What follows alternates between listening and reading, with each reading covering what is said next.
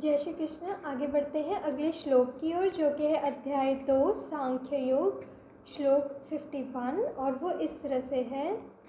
कर्मजं बुद्धियुक्ता हि फलं त्यक्त्वा मणिक्षिणः जन्मबन्धन विनिर्मुक्ताः पदं गच्छन्ति अनामयम्।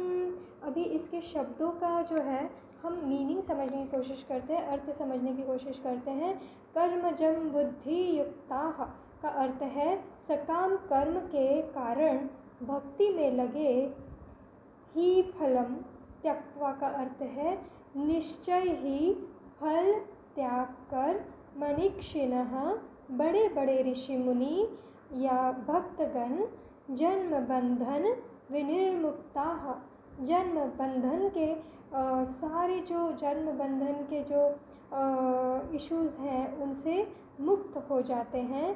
पदम गच्छन्ति अनावयम, इसका अर्थ है बहुत ही बड़े पद पर वो पहुंच जाते हैं और बिना किसी कष्ट के। तो श्री कृष्ण अर्जुन को यही समझा रहे हैं कि अगर आप भक्ति करोगे, भगवान को, ईश्वर को पास रखोगे, तो आपको जो ये जन्म मरण के जो चक्रव्यूह से है आपकी मुक्ति हो जाएगी। जैसे हम देखते हैं जो बड़े बड़े ज्ञानी हैं, संत महात्मा लोग हैं, ऋषि मुनि हैं, उन्होंने अपना जो सारा जीवन जो है प्रभु को अर्पण कर दिया है और वो इस जीवन मुक्ति के चक्रव्यूह से छूट गए हैं। और उनको जो है ऐसा भी कहा जाता है जो एक बार छूट जाते हैं वो वैकुंठ लोक में पहुंच जाते हैं, या उनको वो संसारिक पीड़ाएं नहीं होती, वो जीवन मुक्ति के ये जो चक्रव्यूह से मुक्त हो जाते हैं और ईश्वर के बहुत ही करीब रहते हैं, ईश्वर का राइट हैंड बन के काम करते हैं। तो इसमें अभी हम देखें जो अज्ञानी व्यक्ति होते हैं वो ज़्यादा से ज़्यादा कर्म पे कंसंट्रेशन करते हैं, कर्म की जो इच्छाएं होती हैं, जो फल होते हैं उस पे कंसंट्रेशन होता है। और कई बार हम ये भी देखते हैं कि अपनी इच्छाओं को पूरा करने के लिए वो भगवान को कितना रिक्वेस्ट करते हैं, जप करते हैं, तप करते हैं, मंदिरों में जाते हैं, चल के जाते हैं, नंगे पैर जाते हैं और अपनी इच्छाएं पूरी करते हैं, और एक बार इच्छा पूरी हो जाती है तो शायद मुड़ के भी नहीं देखते। तो ऐसे अगर जिनकी बुद्धि है, जो लेन देन भगवान के साथ जो लेन देन है वो दिल का लेन देन होना चाहिए, दिमाग का नहीं।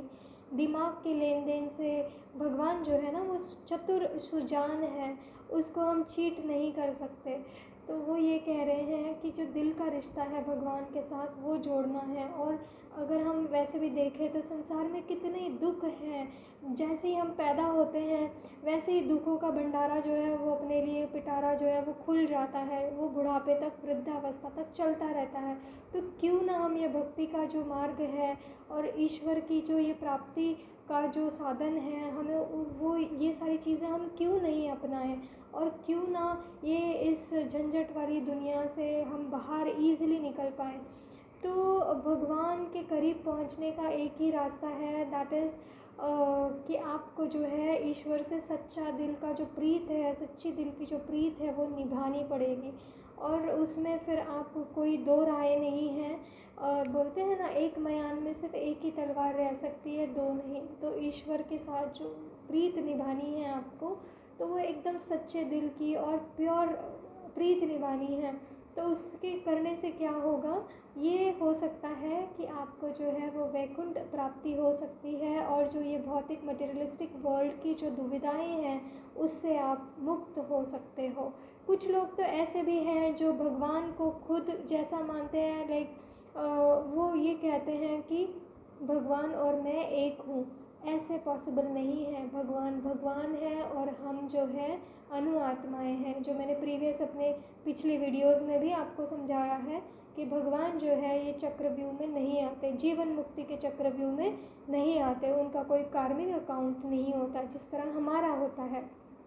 तो उसी तरह से भगवान जो है जो भी व्यक्ति भगवान को आत्मिक रूप से जानता है, पहले तो खुद को जानता है और फिर उसी तरह भगवान को जानता है, वो वैकुंठ लोक में पहुंच जाता है। और विदाउट एनी डिफ़िकल्टीज़, कोई कष्ट नहीं होता उसको ज़्यादा। और सेकेंडली वो भगवान के बहुत ही करीब जाता है और बहुत ही सुखमयी लाइफ वो जीता है। तो बने रहिए अगले श्लोक के लिए। जय श्री कृष्ण।